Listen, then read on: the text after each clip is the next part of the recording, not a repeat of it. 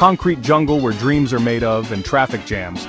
The city pulsed with energy, car horns, sirens, and a million people hustling. Leo leaned against a black railing, sunglasses on, looking like he owned the sidewalk. He wasn't just waiting, he was posted, ready for opportunity. The city was a living beast, and Leo was right in its heart, cool and collected. Then he saw her.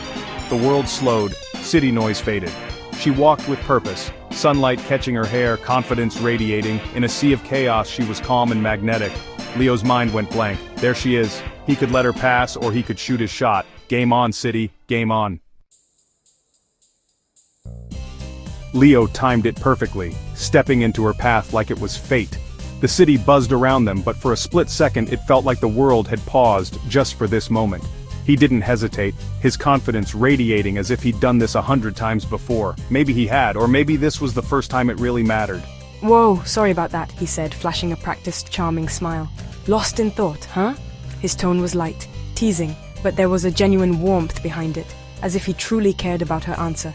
Thinking about world peace or just lunch? He grinned, trying to read her expression, hoping she'd play along. She sized him up, amused, not annoyed. There was a spark in her eyes, a hint that she was enjoying this unexpected interruption. She wasn't the type to be easily flustered. "Honestly, both," she answered with a smirk, her voice playful but honest, letting him know she could keep up.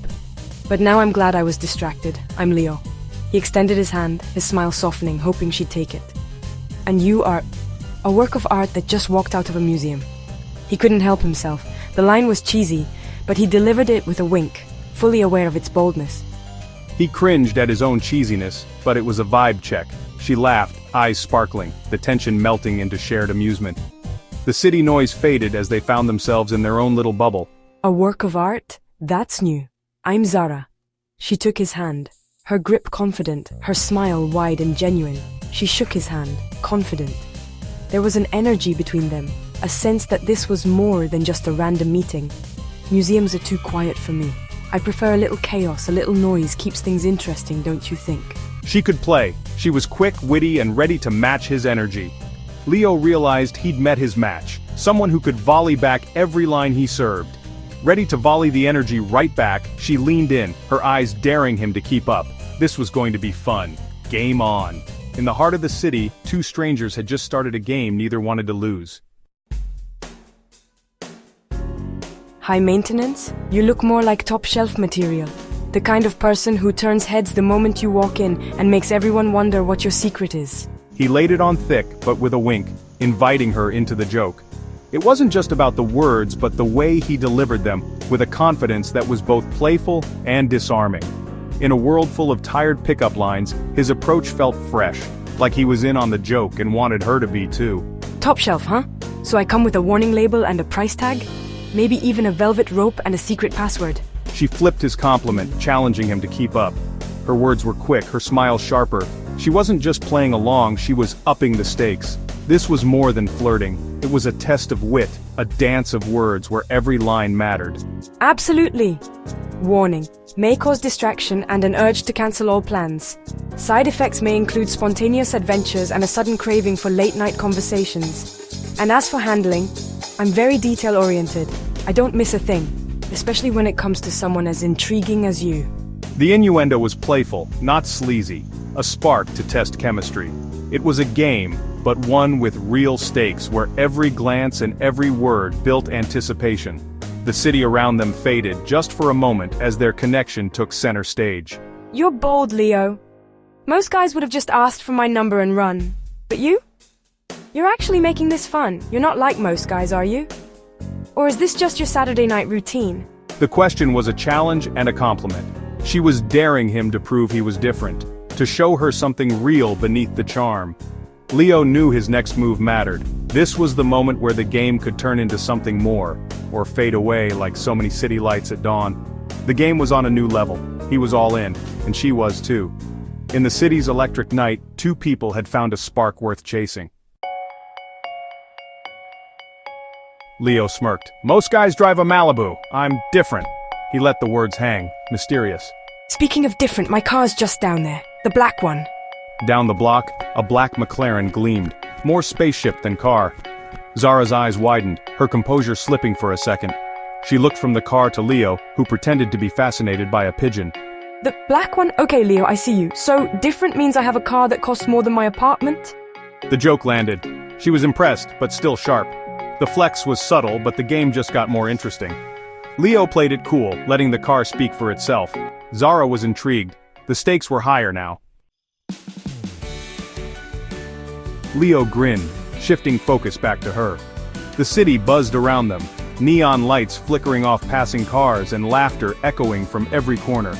For a moment, the world seemed to shrink to just the two of them, standing in the glow of streetlights and possibility. Fast cars are great, but they don't help with an empty stomach. I'm new here. Know any good spots? I mean, I can drive all night, but eventually I'll need fuel that isn't just premium unleaded. What's your go-to when you're hungry and the city's alive like this? Zara's face lit up. Food was her language.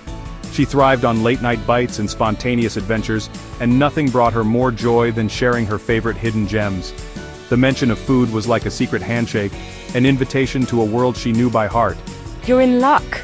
I'm basically Yelp with better hair. There's a taco spot nearby that'll change your life.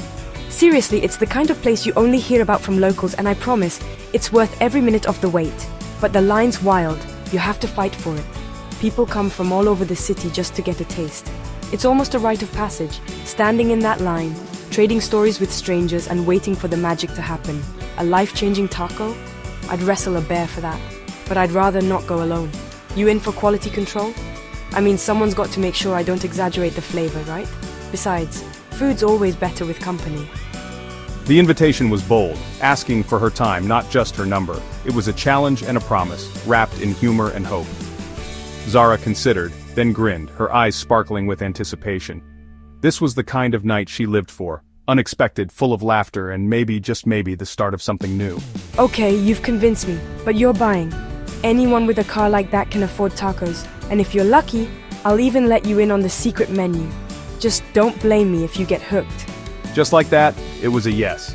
Mission accomplished. The adventure continued, laughter trailing behind them as they joined the line of hungry night owls. In a city full of stories, theirs was just beginning, one taco at a time. As they walked, the vibe was electric. Leo felt on top of the world. So Zara, besides being a food critic and a work of art, what's your day job? He expected something impressive and conventional. Zara stopped, turning to face him, thoughtful. My job's a little unconventional. She looked him in the eye, steady and calm. I'm an OnlyFans creator. She said it with confidence, no apologies. Leo's mind screeched to a halt. His script flipped. He stared, his charm frozen, brain rebooting. The game had changed. He was speechless. Leo's brain crashed. OnlyFans? He hadn't seen that coming. All his confidence vanished, replaced by pure shock. He realized she was playing a different game, one of total honesty. Oh. It was the least smooth sound he'd ever made. Zara smirked, amused. Cat got your tongue, Leo. Is the detail-oriented handler still in there? Her joke snapped him out of it. He grinned, genuine this time. Wow. Okay, you win. I thought my car was the big reveal. He looked at her with new respect. The rules had changed. So do I get a discount on the subscription? They walked off together, laughing, ready for whatever came next.